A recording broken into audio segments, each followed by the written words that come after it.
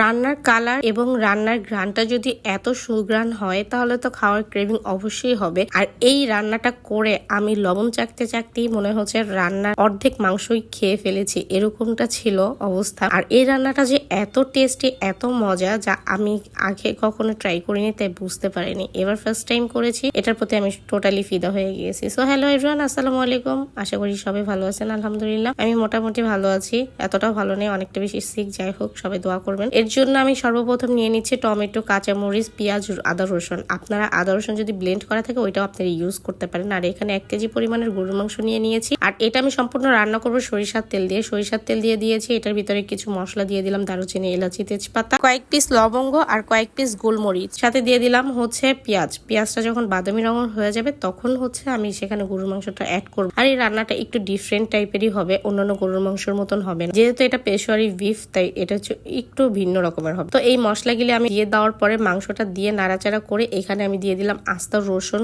আস্তা কিছুটা পেঁয়াজ আর টমেটো আর হচ্ছে কাঁচামরিচ। এটা দিয়ে নাড়াচাড়া করে কিছুক্ষণ রাখবো। আর এখান থেকে যে পানিটা উঠবে ওই পানিটা দিয়ে আমি মাংসটা কষাবো। দিয়ে দিচ্ছে আদা রসুন পেস্ট। আপনারা চাইলে ইনস্ট্যান্ট আদা রসুন পেস্ট করে নিতে পারেন, যেহেতু আমার ফ্রিজে করা ছিল সেক্ষেত্রে ইনস্ট্যান্ট আর মেক কিছু করিনি। আর দিয়ে দিচ্ছি স্বাদ মতন লবণ আর মরিচের গুঁড়া দিচ্ছি পরিমাণ মতন। আপনারা চাইলে এখানে হলুদের গুঁড়াটাও অ্যাড করতে পারেন। আমি হলুদের গুঁড়াটা টোটালি অ্যাভয়েড করেছি, হলুদের গুঁড়াটা দিই না। জিরার গুঁড়া আর ধনিয়ার গুঁড়াটা দিয়ে এখন ভালো করে আমি নেড়ে চেড়ে নিব। হলুদটা দিলে একটু হলুদ হলুদ কালার আসবে, আর আমি এখানে এর জন্য হলুদের কালারটা ইউজ করি না। আর এখানে দিয়ে দিচ্ছি হচ্ছে গরম মশলার গুঁড়াটা অ্যাড করেছি।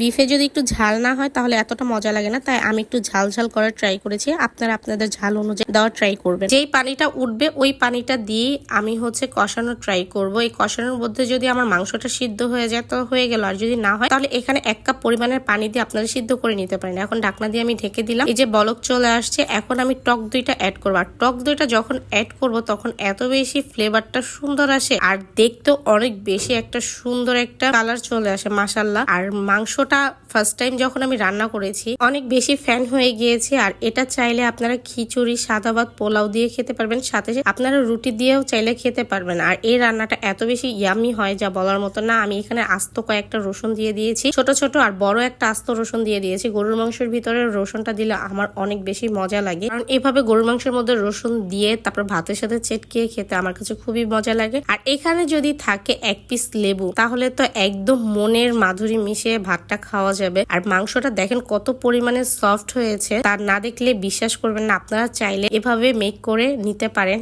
এন্ড যারা নতুন রাঁধুনি আছেন তাদের জন্য এই রেসিপিটা খুবই ইম্পর্টেন্ট। যদি আপনাদের ভালো লেগে থাকে অবশ্যই একটা লাইক, কমেন্ট, শেয়ার করে দিবেন, এন্ড আপনাদের প্রোফাইলে এটা শেয়ার করে রাখতে পারেন। আজকের ভিডিওটি ঠিক এই পর্যন্ত, দেখা যাবে নেক্সট একটা ভিডিওতে। আল্লাহ হাফেজ।